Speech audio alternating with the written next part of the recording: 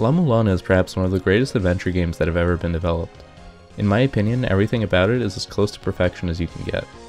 Despite this, it simply isn't a game made for everyone.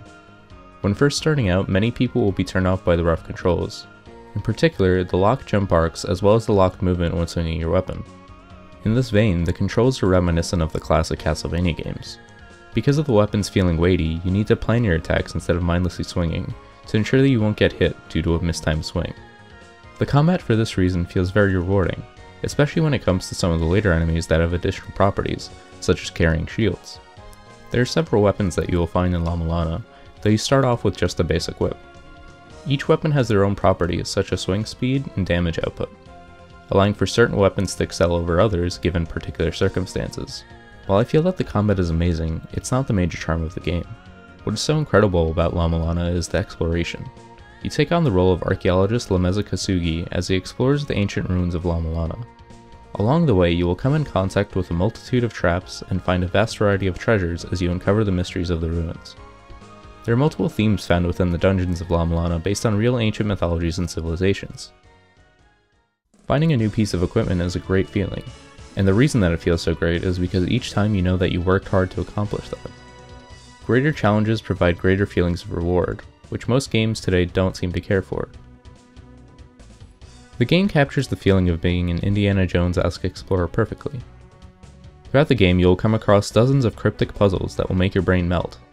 You might find yourself thinking that certain puzzles just don't make sense. However, there's a clue for each puzzle somewhere within the text of the game. There are also a few characters in the game that will provide some useful hints. La-Mulana is a game in which keeping a notepad at the ready is a good idea. Thanks to its non-linearity, you can't truly become stuck. If you can't figure something out, explore elsewhere for a time, and come back later. Oftentimes in other zones you will find clues towards a solution that you didn't previously discover. And on the topic of non-linearity, I'd like to mention that bosses can be completed in almost any order as well.